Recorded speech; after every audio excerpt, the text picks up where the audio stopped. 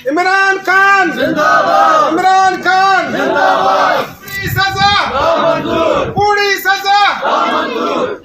इमरान खान को रिहा करो, इमरान खान जिंदाबाद, इमरान खान जिंदाबाद।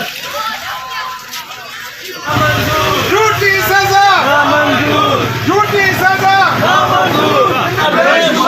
रिहा करो, रिहा करो, रिहा करो। नाज़रीन, ज़िले शिकारपुर के तालके हेडक्वार्टर गढ़ी यासीन मां के अहम ख़बर ॾींदा हलूं त पाकिस्तान तहरीक इंसाफ़ के अगवान PS के टिकट होल्डर आगा इम्तियाज़ खान बाबर की अगवानी में PTI के बानी इमरान खान के तोशाखाना के केस में सज़ा ॾियण खिलाफ़ बाबर हाउस गढ़ी यासीन का प्रेस क्लब ताईं एहतजाजी रैली कढी वई।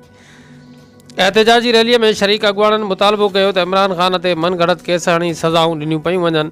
PTI बानी तां कूड़ा केस ख़त्म करे उनके आज़ाद किया वञे। उन मौके ते इमरान खान की हिमायत में नारा पिण हया विया।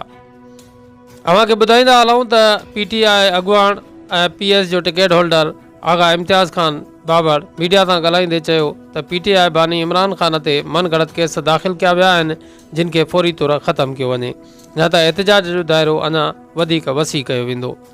ॿिए पासे PTI तालके गढ़ी यासीन जे सदर जावेद अली हकड़ो ऐं ॿियनि अगवाननि चयो त असां PTI जा कारकुन सभु गॾु आहियूं ऐं सभिनी जो हिकु ई आवाज़ु आहे त असांजे बानी मथां कूड़ा केस ख़त्म करे संदसि खे आज़ादु कयो वञे ऐं जेसिताईं आज़ादु नथो कयो वञे तेसिताईं एहतजाज जो दाइरो रखियो वेंदो ऐं उनखे वसी खां वसीतर करण जी पॉलिसी ठाही वेंदी।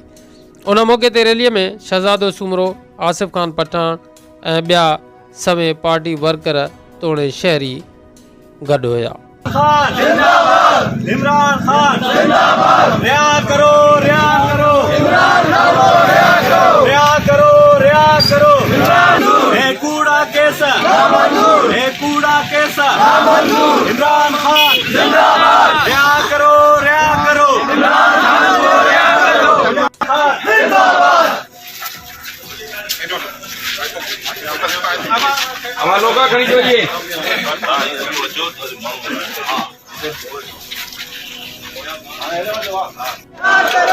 इमरान खान जिंदाबाद।